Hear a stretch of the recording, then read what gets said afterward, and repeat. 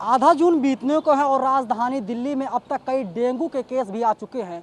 South MCD की क्या तैयारी है, इस वक्त बातचीत करने के लिए हमारे साथ साउथ जोन की चेयरपर्सन डॉक्टर नंदिनी शर्मा हैं। मैडम, किस क्या तैयारियां की गई हैं आप लोगों की तरफ से इस डेंगू जैसी बीमारी से निपटने के लिए? अभी तक हमारे स्टाफ जो था वो काफ़ी कोविड के सैनिटाइजेशन में लगा हुआ था और साथ में डीबीसी वर्कर्स जो थे हमारे, जिसको हम डेली ब्रीडर चेकर कहते हैं, वो जाके चेकिंग कर रहे थे। परंतु अब लॉकडाउन खुलने के बाद हमने इसको और अग्रेसिव कर दिया। कल ही मेरी एक मीटिंग हमने डीएचओ के साथ ली थी साउथ जोन के, और उनसे इस कार्यशैली के बारे में पता किया कि कितना हमारा कार्य हो चुका है। तो एक एक राउंड हमारा सारा इन चीज़ों में सैनिटाइज हो चुका है, डीबीसी वर्कर्स का और एसीएम का। एसीएम हम लोग स्कूलों के अंदर, अपनी सरकारी बिल्डिंग्स के अंदर चेक कराते हैं, स्कूलों की छतों को चेक कराते हैं। जो भी हमारे गवर्नमेंट बिल्डिंग्स हैं एमसीडी की, उनकी हम छतों को चेक करा के उसमें देखते हैं कहीं ब्रीडिंग तो नहीं हो रही। तो उसका एक एक राउंड हमारा हो चुका है। साथ में हम लोग खाली इस पर ध्यान नहीं दे रहे, हम लोग अपने नालों की सफाई के ऊपर भी ध्यान दे रहे हैं कि हमारे नालों की सफाई का काम, डीसिल्टिंग का काम तेज़ी से आगे बढ़े। आप देख रहे होंगे कि क्षेत्र में घूमेंगे तो हमारा क्षेत्र के अंदर भी डीबीसी का जो नालियों की सफाई का कार्य तेज़ी से चल रहा है। नालियों की सफाई तो की जा रही है, लेकिन जो बड़े बड़े नाले हैं जो पीडब्ल्यूडी दिल्ली सरकार के अंडर में आता है, उसकी तो सफाई नहीं हो रही है। क्या नालियों की सफाई करने से ही हम लोग जो है डेंगू से जंग जीत पाएंगे? देखिए, अगर मैं दोबारा ये बात बोलूँगी तो आप कहेंगे हम राजनीति कर रहे हैं। सबसे बड़ी प्रॉब्लम हमें यही आती है कि एमसीडी तो अपने नाले साफ़ करा देती है, परंतु बड़े नाले जो हैं वो साफ़ नहीं हो पाते, जिसकी वजह से पानी बाहर नहीं निकल पाता और बैक फ्लो करता है।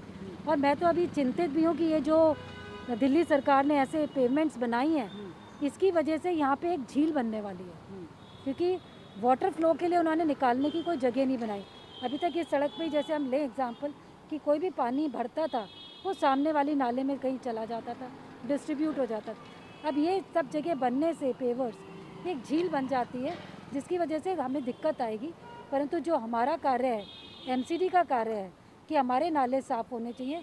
बाकी अब दिल्ली सरकार को है कि वो अपने कितने नाले साफ़ कराती है, उसका इफेक्ट आने वाले समय में दिखाता है। क्या ये मान लिया जाए, जिस तरीके से लगातार आपके मुताबिक आप लोग काम कर रहे हैं, जो दिल्ली सरकार हर साल बड़े बड़े पोस्टर्स लगाती है, होर्डिंग्स लगाती है, कहती है कि 10 बजे 10 दिन ट्रिपल 10 चलाती है, तो क्या इस बार दिल्ली सरकार को ऐसे पोस्टर नहीं लगाने पड़ेंगे, ऐसी योजना नहीं लानी पड़ेगी? ये बताएं, दिल्ली सरकार और केजरीवाल जी से भी मैं प्रश्न करती हूँ कि उन्होंने क्या इसी 10 बजे 10 सप्ताह जो भी उनका चलता है, उससे अगर मलेरिया कंट्रोल हुआ है, डेंगू कंट्रोल हुआ है, तो फिर डेली ब्रीडर चेकर्स की क्या ज़रूरत है, जिसकी हम डिमांड कर रहे हैं काफ़ी टाइम से कि डेली ब्रीडर चेकर्स जो है, जो घर घर जाके आपके कूलर्स चेक करते हैं, आपकी छतों की जांच करते हैं, आपका कांस्टेंट इस समय कहीं पे भी पानी भरा हो उसके अंदर जाके स्प्रे कर रहे हैं।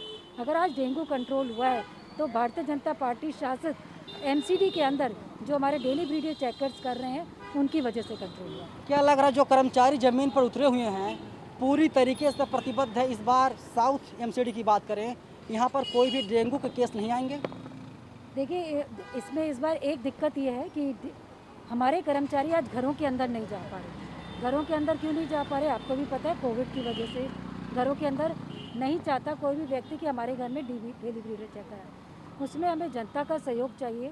इसके लिए ऑलरेडी हमने अपनी RWS के अंदर, अपने ग्रुप्स के अंदर, सोशल मीडिया पे हमने एक अवेयरनेस कैंप चलाया है कि कैसे आप अपने घर के अंदर इस मच्छर को पहचानें और इस मच्छर को आप ख़त्म करें। क्योंकि आपके द्वारा भी मैं दोबारा कहना चाहूँगी कि कहीं पर भी आपके यहाँ पानी इकट्ठा होता है और उसमें तैरते हुए कोई कीड़े दिखते हैं, तो उस पानी को आप सूखी जगह पे फेंकें, नाली पे मत फेंकिए, क्योंकि नाली में फिर वो मल्टीप्लाई हो जाता है।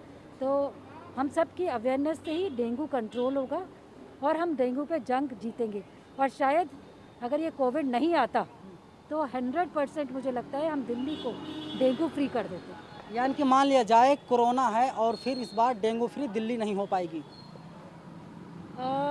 हम कहेंगे कि दिल्ली के में डेफिनेटली डेंगू के केसेस कम आएंगे।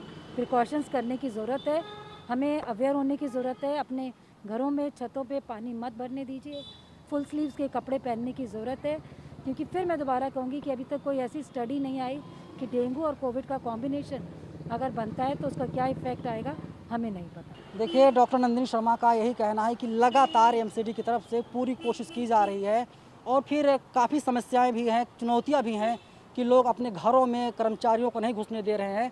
और इस बार डेंगू से निपटना एक चुनौती है, कठिनाई है, लेकिन उन्हें पूरी उम्मीद है कि दिल्ली को पूरी तरीके से डेंगू फ्री कर देंगे। देखना होगा कि आखिर इन दावों में कितना सच है, ये तो आने वाला वक्त बताएगा।